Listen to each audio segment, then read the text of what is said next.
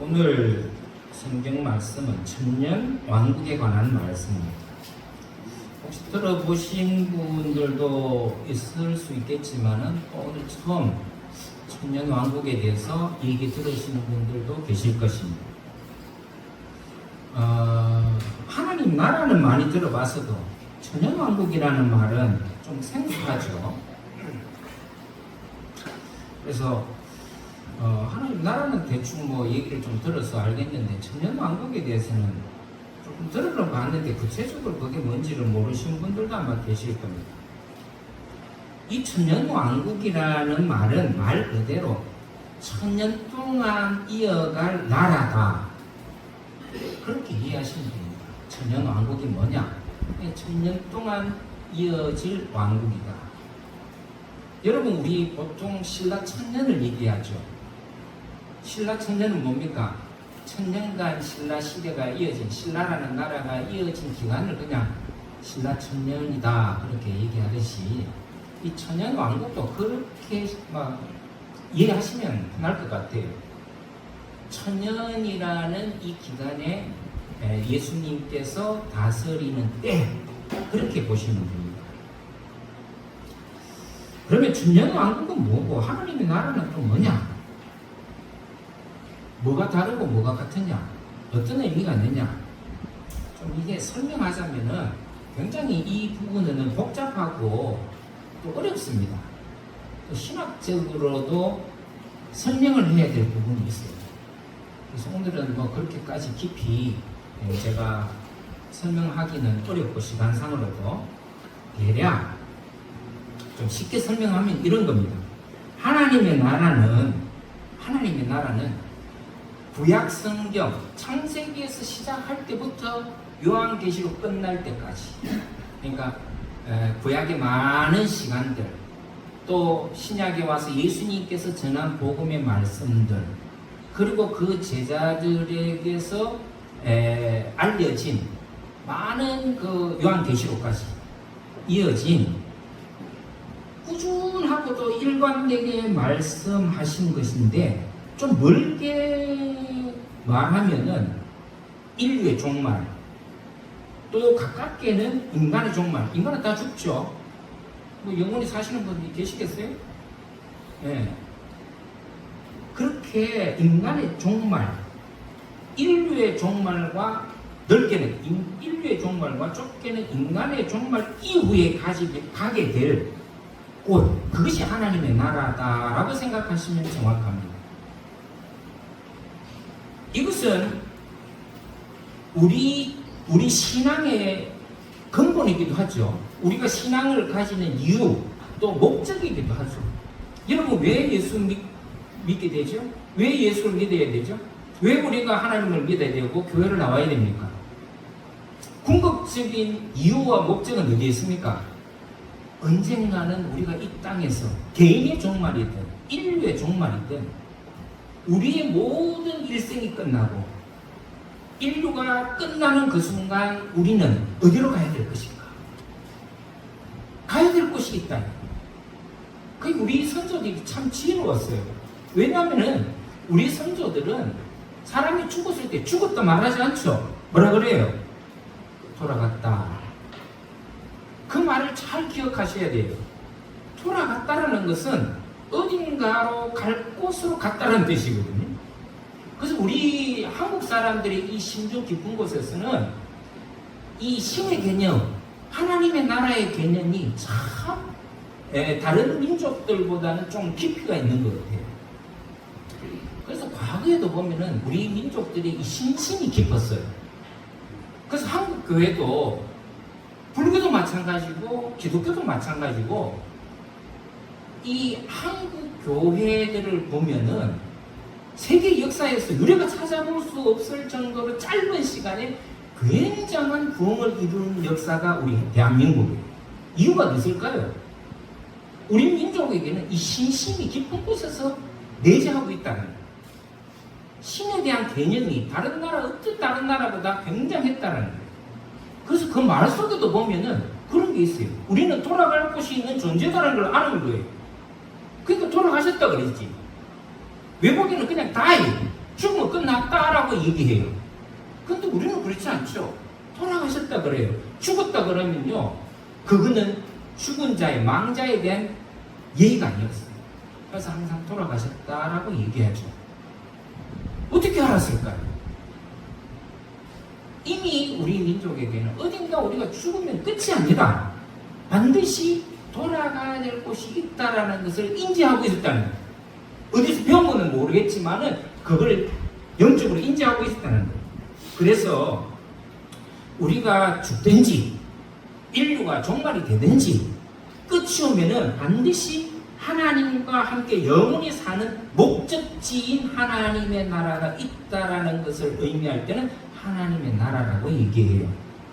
그러면 천년왕국은 뭐냐? 오늘 여기 나오는 그 천년왕국이라는 말은 말 그대로 부활하신 예수님과 함께 잠시 이 땅에서 살 것이라는 것을 예언하고 있는 거예요. 그러니까 예수님께서 다시 재림하여 오실 때는 그 예수님과 함께 이 땅에서 천년간 함께 지낼 것이다 라고 예견되어 있는 것이 오늘 말씀이에요. 근데 정확하게 천년왕국이 어떤 식으로 이루어질지는 사실 저도 모르겠어요. 왜? 그건 예수님이 와봐야 알아요. 제가 여러분들에게 설명할 수 있는 길은 이것밖에 없어요. 천년왕국은 예수님께서 다시 부활의 첫 열매로 이 땅에 오셔서 재림하여 오셔서 이 땅에서 우리와 같이 천년의 삶을, 천년이라는 기간의 삶을 살 것이다. 근데 이게 그래서 제가 좀 복잡하다 그랬죠. 신학적으로도. 왜냐하면 이 천년이라는 것이 뭐 우리가 말하는, 흔히 말하는 1년, 2년, 3년, 4년, 10년, 100년, 1000년이냐 라고 하는 일반적인 수의 개념이냐, 아니면 길 것이다 라고 하는 개념이냐 하는 것에 대해서는 여러 학자들의 의견이 분분해요. 그러나 분명한 것은 예수님께서 직접 다스리시는 때가 올 것이다. 그 얘기를 하는 거죠. 그런데 이게 원체 이게 그 계시록은 제가 말씀을 드렸다시피 이게 문자적으로 해석해야 될 부분도 있고 또 우리가 그 비유적으로 해석하는 것을 다시 재해석해야 될 것들이 많아요. 그래서 이게 조금 천년왕국이라 하는 게 저도 방금 자신이 없다 그랬잖아요. 어떤 모습으로 이 천년왕국이 이루어질 것이라는 거. 그건 솔직한 제 심정이에요. 그러나 분명하게 이 천년왕국이라는 것이 존재는 할 것인데 어떤 모습으로 어떻게 존재할 것이라는 것은 제가 답을 못 드려요. 근데 여기에 문제가 한정이 좀 있어요. 왜냐하면은 그래서 이 천년왕국이라는 말씀들 때문에 생긴 이단들이 좀 있어요. 그게 바로 대표적인 이단들이 여호와의 증인이에요. 그리고 신천지들입니다. 이 두 이단의 특징은 뭐냐면은 우리가 살고 있는 이 땅에서 영원한 하나님의 나라가 이루어진다라고 주장해요. 제가 얘기했죠. 하나님의 나라와 천년왕국은 그런 차이가 있다. 근데 이 사람들은 이 땅에서 하나님의 나라가 이루어진다 그러는 거죠. 그럼 여러분, 우리가 이 땅에서 사는 것은 잠시 잠깐뿐이에요. 천년왕국은 이 땅에서 이루어질지는 모르겠지만은 하나님의 나라와는 차별성이 있어요. 천년왕국이 하나님의 나라다라고 얘기할 수 없어요. 그런데 이단들은 천년왕국을 하나님의 나라로 못 박아버려요. 그래서 이단들은 이 땅에서 하나님의 나라가 이루어진다고 주장합니다. 그래서 특히 여호와의 증인은요, 그들이 모이는 집회 장소를 왕국회관이라고 이름해요. 여러분 혹시 지나다가 뭐 왕국회관이라고 보신 적 있을 거예요. 그게 바로 여호와의 증인들이 모이는 집회 장소예요. 그들은 교회라는 말을 사용하지 않아요. 왠지 아십니까? 이 사람들은 성경에 예배 장소로 교회라고 되어 있느냐? 없다라고 주장합니다. 그래서 저들은 교회라는 말을 사용 안 해요. 근데 왜 없습니까?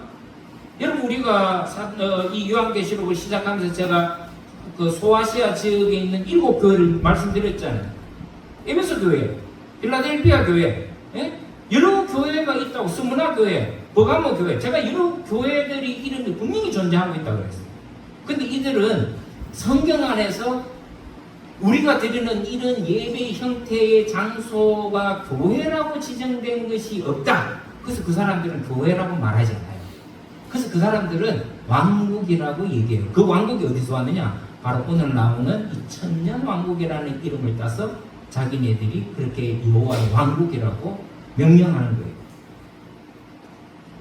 그래서 이 여호와의 증인은 19세기 말에 미국 사람인데 러셀이라는 사람이 있어요. 이 사람이 자기가 가진 신앙의 기초 그리고 경험에 의해 가지고 설립을 했는데, 여호와의 증인이라는 이단 종파를 설립하게 됐는데, 이 사람들은 아주 보수적이고 근본주의적인 신앙을 가진 자들이라고 보면 정확합니다. 그래서 이 사람들은 성부, 성자, 성령 삼위일체를 부인해요. 예수님을 하나님의 아들로 인정하지 않습니다. 성령을 인정하지 않아요. 오직 구약에 나오는 야훼 하나님, 그 하나님만 유일신으로 섬겨요.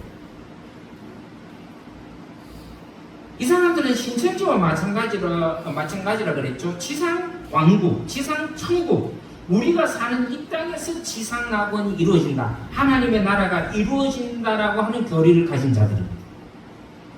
그래서 이 사람들은 지금 우리가 사는 이 땅에서 삶을 굉장히 중요시 여겨요. 아주 중요시 여깁니다. 왜냐? 지금 우리가 사는 이 땅이 하나님이 약속한 나라이기 때문에 그런 거예요. 그래서 이 땅에서 하나님을 잘 섬기고 말씀대로 살아야 된다고 해서 아주 그 사람들은 십계명을 철저히 지킵니다.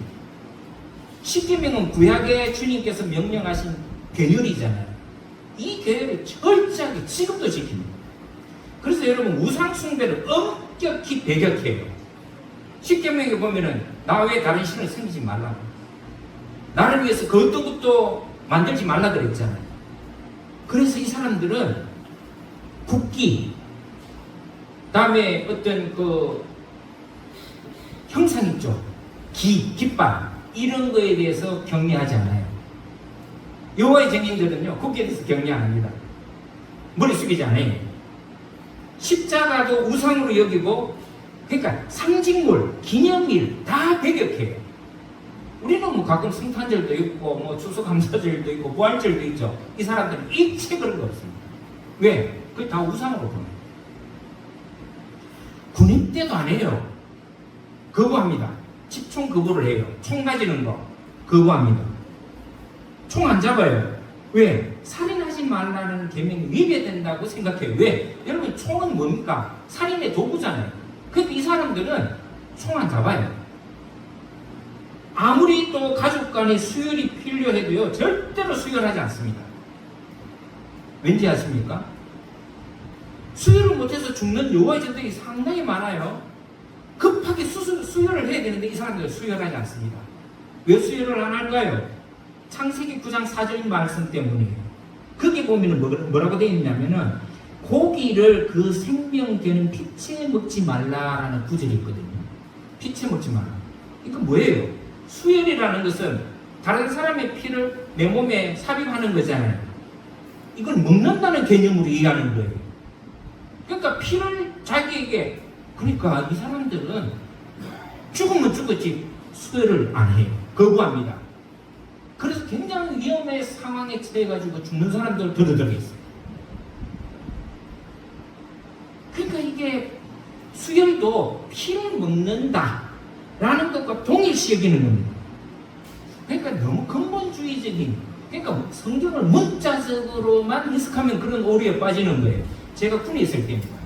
제가 농산훈련소 부관부에 있었거든요. 부관참모부에서 근무할 때인데, 한 번은 이 여호와의 증인을 신봉하는 청년 하나가 군사 거부를 해서 군사 재판에 회부되기 위해서 저희 내무반이 잠시 대기한 적이 있어요.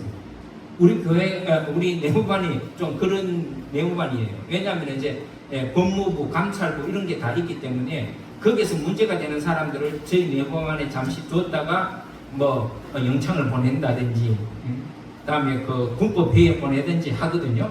근데 제가 군에 있을 때만 해도, 군에 다닐 때만 해도 집중 거부를 하는 이 여호와의 증인들은 다 군사재판에 넘겨져서 형을 살았어요. 그러니까 징역을 살았다는 거죠.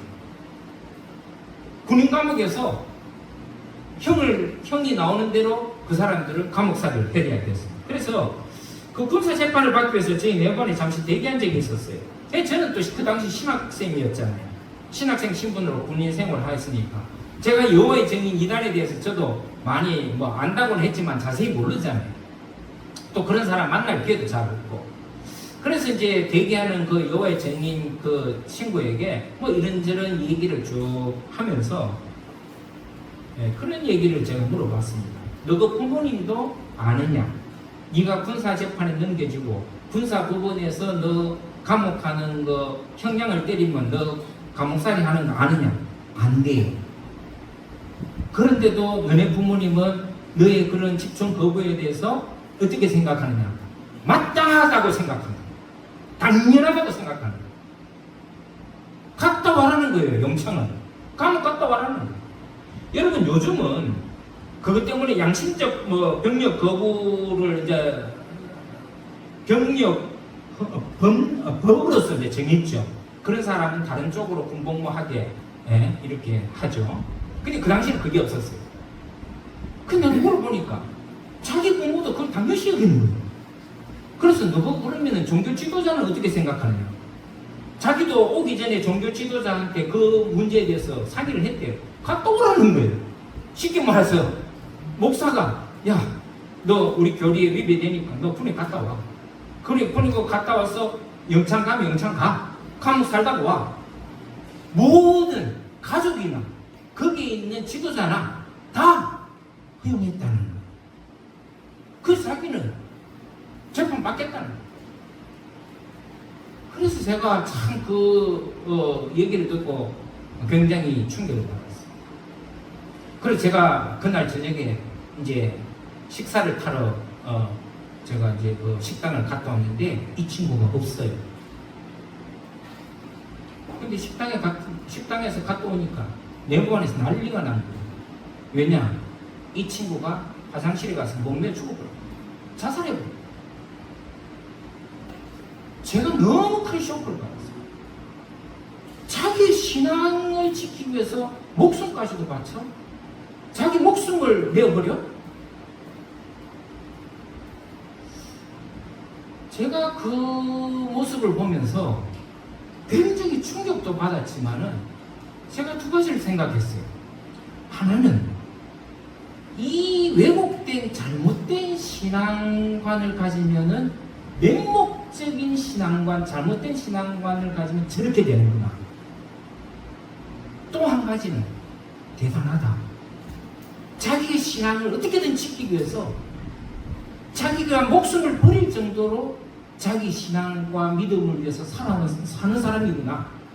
야, 저거는 우리가 본받아야 되겠다. 내 두 가지를 마음에 가장 깊이 제가 한번 경험한 적이 있습니다. 신천지도 비슷해요. 신천지도 이 땅에서 하나님의 나라가 임한다 그렇게 말해요. 그걸 굳게 믿어요. 그래서 신천지 우리가 20장을 오늘 봤지만 21장에 가보면 새하늘과 새 땅이라는 말이 나와요.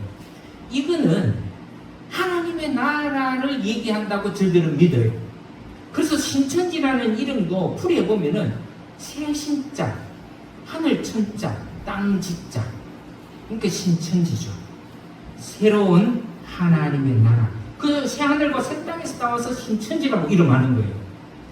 이 사람들도 표면적으로는 굉장히 의롭고 신앙생활을 철저히 합니다. 여러분 아시잖아요. 그 신천지들의 그 신앙은 말로 표현할 수 없습니다. 우리는 거의 발도 못 따라가요. 너무 전도도 열심히 하고 신앙생활을 너무 잘해요. 철저합니다. 그리고 굉장히 의로워요. 얼마나 친절하고 착한지 몰라요. 그래서 사람들이 많이 혹해요. 거기 한번 가보면. 왜? 정말 자기네들 어디 나가서도 이렇게 대접을 받아본 적이 없고 친절을 받아본 적이 없으니까 사람들이 그렇게 혹해요. 그래서 세상에 이런 사람들이 있나 하고 그렇게 혹하는데, 그러나 제가 앞서도 말씀드렸잖아요. 성경을 잘못 왜곡하고 해석하고 자의적으로 해석하면 상당히 문제가 많다. 여러분, 여호와의 정의는 오늘 이 본문 천년왕국에서 이름 딴 왕국회관이라고 하고, 신천지는 21장에 나오는 새하늘과 새 땅에서 그들의 이름을 신천지라고 합니다. 이 두 이단의 공통점이 있어요. 이 땅이에요. 이 땅이 하나님이 약속하신 땅이라고 믿어요. 그래서 여호와의 정의는 이미 1914년부터 하늘 왕국이 이 땅에 임했다고 선포해요. 그래서 여호와의 정의는 지금도 자기네들은 지금 이 살고 있는 우리 이 세계를 하나님의 나라가 임한 나라라고 생각하고 살아요. 그렇게 믿어요. 그래서 이미 하나님의 나라가 통치 시작됐다고 주장합니다. 반면에 신천지는 1984년에 예수님 이후에 새로운 메시아인 교주 이만희가 모든 종교 세력과 싸워서 이겼다고 해요. 그래서 이만희를 자기네들은 뭐라고 부르느냐? 이긴 자라고 불러요. 이긴 자. 혹은 약속의 목자 이만희가 예수님 대체자인 메시아로 믿어요. 또 계시록에 나오는 모든 예언을 다 이만희는 알고 있다. 그래서 비밀을 이만희는 다 풀 수 있어요. 근데 제가 하고 어이가 없어서 이만희가 나오는 동영상을 좀 봤어요. 말도 안 되는 소리를. 정말 너무 과한 얘기예요. 그런데 거기에 복종하고 거기에 아멘하는 사람들이, 여러분 보셨죠? 이만희 집회하는 거. 몇만 명, 10만 명이 넘는 사람들이 이만희를 추종해요. 따라해요. 그래서 이 이만희는 인류를 구원할 수 있는 약속의 목자다, 그렇게 가르치고, 예수님께서 보내주시겠다고 약속한 또 다른 보혜사가 이만희라고 얘기해요. 그래서 저들은 이만희는 영원히 안 죽는다고 믿습니다. 여러분, 지난번에도 우리 신천지 청년들이 여기 몇 명 왔었죠? 같이 예배드렸죠? 그때 내가 얘기하면서 내가 그걸 물었잖아요. 그러면서 물었을 때 그들이 대답이 뭐냐? 이만희는 절대로 안 죽는다는 거예요. 절대로 안 죽는다. 그래서 내가 얘기를 했어요. 좋아. 이만희가 영원히 안 죽으면 내가 너희 신천지로 내가 가마. 대신에 이만희가 죽는 그 순간 너희들은 우리 교회로 와라. 이거 약속하고 돌려보냈잖아요. 근데 생각해봤어요. 웃기잖아요? 이만희가 영원히 이 땅에서 살면 늙지도 말아야지. 근데 계속 늙어가잖아요. 예? 언제 죽을지 몰라요. 그러나 분명히 죽을 때가 있고. 그런데도 그 사람들은 이만희는 영원히 안 죽는데요. 왜? 보혜사예요. 예수님의 대신으로는 메시아니까 안 죽는다는 거예요. 이 땅에 하나님 나라가 이미 임했기 때문에, 이만희를 통해서 임했기 때문에. 그래서 여러분, 이만희가 어디서 시작해요? 과천이 있잖아요. 본부가. 왜 그런지 아세요? 거기에서부터 하나님의 나라가 임했다라고 얘기하는 거예요. 동방의 샛별 그래갖고, 동방의 샛별이 되냐? 과천이다. 과천이. 그래서 이만희의 본산지가 지금 과천, 우리 옆에 과천이 있잖아요. 예? 안 죽겠어요? 여러분, 이만희가 안 죽으면 여러분 신천지로 가세요. 근데 죽으면은 큰일 나는 거죠. 그래서 이 사람들은 지금 이 땅에서 천년왕국을 살아요. 그렇게 후한된 주장을 하는 사람들 말을 믿고 따르는 거 보면은 제가 그런 느낌이 들어요. 확실히 이 사탄과 마귀에 사로잡히면 제정신이 아니구나. 제정신이 아니구나. 이상하게 만들어버려요. 근데 우리가 계시록 말씀을 계속 보지만은 여러분 분명히 아세요. 종말이 가까워 올수록 나타나는 특징이 뭔지 아세요? 이런 이단과 잘못된 거짓 목회자들, 거짓 선지자들이 수도 없이 일어날 것이다. 수도 없이.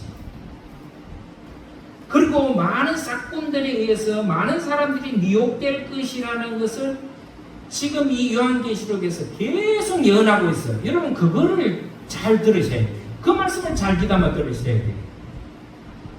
요즘 한번 보세요. 교회 목사들과 성도들 가운데도 이상한 무리가 너무 많아요. 제가 요즘은 정말 걱정이에요. 왜냐하면 멀쩡한 교회들도 이상한 목사들이 많아요.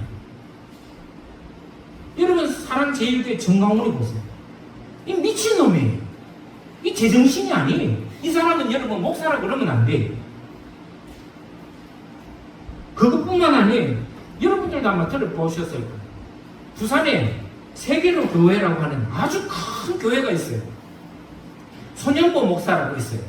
여러분 전환길이라고는 많이 들어보셨죠? 전환길이가 다니는 그 교회예요. 그 교회도 예전에는 멀쩡한 교회였거든요. 지금 보세요. 미쳤어요. 목사가 미치니 성도도 같이 미치는 거예요. 멀쩡한 교회가 그것뿐 아니에요. 여러분 분당에 보면은 우리들 교회 김양재 목사라고 여자 목사시잖아요. 그분도 우리 한국교회에서 잘 알려진 목사예요. 제가 그분 설교도 가끔 내가 우리 TV에서 보면 봐요. 근데 이 양반도 이게 지금 요즘 머리가 이상해졌어요. 이 심각한 거예요. 또 며칠 전에는 여러분 아마 뉴스를 보셨는지 모르겠지만 서울 은평제일교에서 이 모스탄이 우리 한국에 와서 거기 가서 그 교회 가서 우리 6.3 선거를 부정선거라고. 이 사람은 대표적인 미국의 부정선거 음모론자예요. 그때 교회가 이 사람을 불러서 한국 6.3 대선은 부정선거의 결과다라고 떠들고 다니는. 아니 어떻게 그럴 수가 있습니까 교회가? 교회가 어떻게 그런 사람들을 데려다가 강의를 시키고 성도들에게 듣게 하냐고. 제정신이 아니에요 지금. 제가 이 사람이 누군가 제가 뭐 알아보니까 여러분들도 아마 알아. 그러니까 대표적으로 미국에서도 부정선거 음모론의 대표 주자이기도 하지만은 또 한편으로는 이 사람이 우리 이재명 대통령에 대해서 뭐 어린 시절에 청소년 시기에 그 불량배들하고 같이 어울려 다니면서 여중학생들을 단체 성폭행했던 그 혐의로 감옥에 갔다 오고 그래서 진학을 못했다라고 얘기한 사람이에요. 너무 어처구니 없는 일 아니에요? 만약에 그런 일로 감옥에 갔다 왔으면 다 기록에 남죠. 왜 기록이 안 남겠습니까? 근데 이 사람이 미국 시민권자고 뭐 미국에 예전에 뭐 우리 한국 대표부에 뭐 잠깐 뭐 대표로 뭐 왔다 갔다 뭐 했다는데 그거 하나로 사람들이 거기 열광해요. 그 말에 다 동조하고 그런 사람을 교회에서 강의를 시켜요. 서울대에서 서울시청에서 강의를 하게 해요. 뭘 얘기하는 겁니까? 이 지금 제정신이 아니다라는 거예요. 이거는 미치지 않고는 할 수 없는 일들입니다. 근데 왜 이런 말도 안 되는 얘기를 그냥 믿어요? 왜입니까? 종말에 가까울수록 거짓의 영, 악한 영들이 사람들을 미혹하게 하기 때문에 그렇다는 거예요. 그래서 여러분 마지막 때가 가까우면은 이런 현상들이 더 심해질 거예요. 더 할 겁니다. 거짓 뉴스. 이것도 일종의 그거예요. 사람들을 현혹시켜요. 그래서 여러분 어떤 정보를 접할 때 여러분 냉정하게 그 정보를 분석해야 돼요. 그냥 있는 그대로 내 생각하고 비슷하다 뭐 옆에서 이런 말을 들었다 무조건 믿으면 어떻게 되느냐? 바로 이 미혹에 넘어가기 딱 좋다. 여러분 그래서 좀 죄송한 얘기지만은 목사 말도 함부로 믿으시면 안 돼요. 제가 늘 주장했잖아요. 우리는 어떤 교회를 본받아야 된다? 베레아 교회를 본받아야 된다. 왜? 베레아 교회는 항상 목자가 설교할 때 그 말씀이 그런가 아니한가, 옳은가 틀린가, 하나님의 정의에 맞는가 불의한 말인가를 구별해서 들었다고 했잖아요. 그런 교회가 신사적인 교회가 되는 거예요. 여러분들도 항상 주의하세요.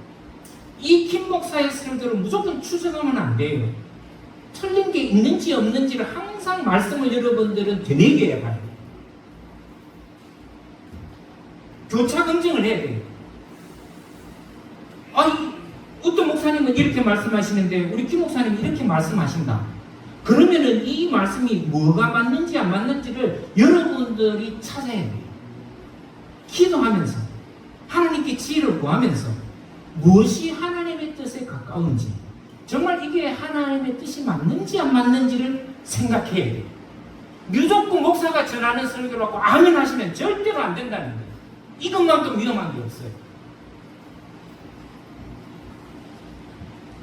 그래서 제가 여러분들에게 자주 하는 말이 있죠. 차라리 착한 것보다 못된 게 나아요. 너무 착하게 살지 마세요. 그렇다고 나쁘게 살라는 얘기는 아니지만, 사람이 너무 순진하고 너무 착하면요, 2단계로 쉽게 넘어가요. 2단계 간 사람들 다 보세요. 얼마나 순진하고 얼마나 착하고 얼마나 신앙생활 열심히 하는지 몰라요.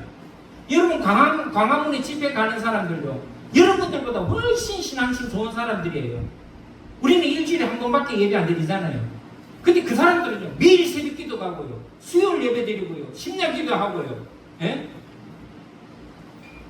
우리보다 훨씬 신앙생활을 잘하는 열심히 있는 사람들이에요. 근데 왜 그쪽으로 빨려 들어가요? 지혜가 없기 때문에 그래요. 냉정하지 못하기 때문에 그래요. 여러분 신앙에 열정 있는 거 좋아요. 순수함 나쁘지 않아요. 그러나 여러분 거기에서 냉정함이 빠지잖아요. 다 이단으로 넘어가게 돼 있어요. 그래서 냉정하세요. 항상 차라리 그냥 좀 못된 마음으로, 그런 사람 만나면 좀 못된 마음으로 가지세요. 마음이 너무 착하면요, 너무 쉽게 넘어가요. 이단의 게임에 빠진 사람의 특징이에요. 착하고 열심 있고 열정 있고.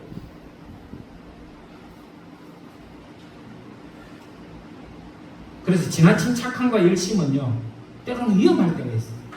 우리가 착하게 살아야죠. 하나님이 주신 양심대로 살아야지.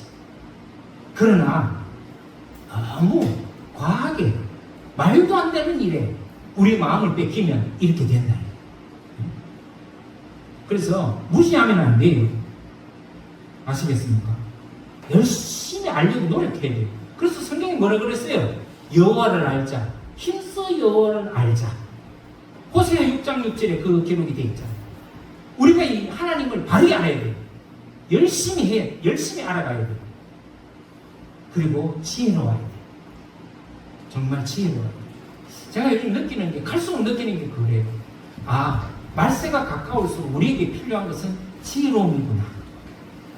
그래서 여러분들 기도할 때, 내가 늘 얘기하잖아요. 여러분 기도할 때 빼먹지 말라는 게 뭐예요? 지혜를 달라고 기도해요. 지혜를 달라고. 제가 지금 우리 한국 교회를 우려하는 게 있어요. 신앙의 보수적인 건 좋다 이거예요. 보수적인 게 나쁜 게 아니에요. 근데 뭐예요? 이거는 보수적이다 못해서 극으로 쏠려가고 있어요. 지금 한국 교회가 심각합니다.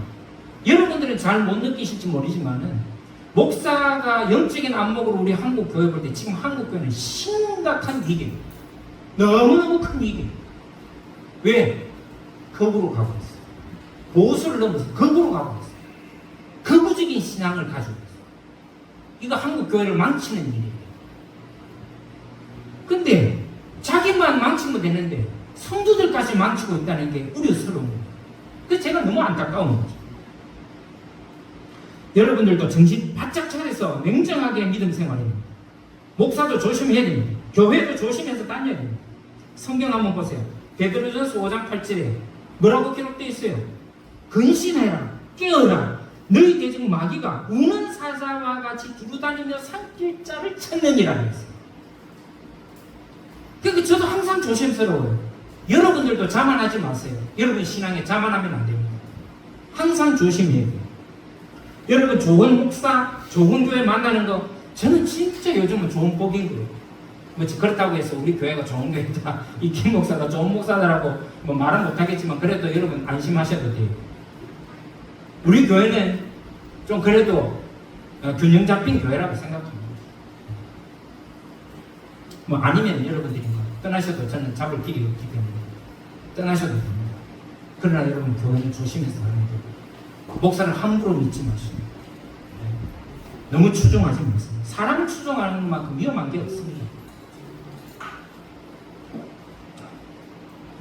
그러나 우리가 비록 우리가 살고 있는 이 세상에 많은 유혹이 있고 우리를 또 무너뜨리고자 하는 악한 마귀와 사탄의 유혹과 힘이 있지만 여러분 올바른 믿음을 지키고 살아갈 수 있기를 바랍니다. 그래서 제가 늘 여러분들에게 주문하는 거 있지 않습니까? 어리석은 자가 아니라 지혜로운 자로 살기를 기도하며 살아가. 네, 신앙생활을 열심히 하는 거 중요합니다. 무엇이 옳고 그른지 분별력을 가지고 바른 믿음을 가지고 지혜롭게 사는 것은 그보다 더 중요해요. 그러니까 여러분들은 항상 지혜로움을 가지고 이 시대를 헤쳐갈 수 있는 그런 삶을 사는 저와 여러분들 되시기를 주의 이름으로 축원드립니다. 기도하겠습니다. 자비로우신 주님, 참 어려운 시대를 우리가 살고 있습니다. 유혹이 많고 사단 마귀의 게임이 너무나 심해서 우리를 우는 사자와 같이 삼키려고 찾는 이런 시대에 저희들이 살고 있습니다. 이럴 때 우리가 우리의 믿음을 지킬 수 있게 지혜로움을 더하여 주옵소서. 이 시대를 잘 분별하게 하시고 또 하나님의 말씀을 잘 분별하여 하나님의 말씀을 우리 마음 가운데 잘 새기고 살아가서 자론하고나 치우치는 일이 없는 그런 신앙의 균형을 잘 잡고 살아가는 저희들 되게 축복하여 주옵소서. 우리의 삶의 마지막은 하나님 나라에 있습니다. 그 소망이 저희들에게 있고 그 소망 때문에 우리가 지금까지 주님 앞에 믿음을 가지고 그 믿음을 지켜 살고 있습니다. 그때가 언제인지 우리가 마지막으로 이 진리의 종말이나 혹은 이 땅에 살면서 내 개인의 인생의 종말이나 그 종말이 올 때 주님 우리를 하나님 나라에 받아주시고 우리가 영원한 삶으로 영원한 나라 하나님 나라에 들어갈 수 있도록 축복하여 주시옵소서. 이 소망을 우리 모두에게 가지게 하시고 그 소망 가운데 살아가는 저희들에게 축복하여 주옵소서. 예수님의 이름으로 간절히 기도드리옵나이다. 아멘.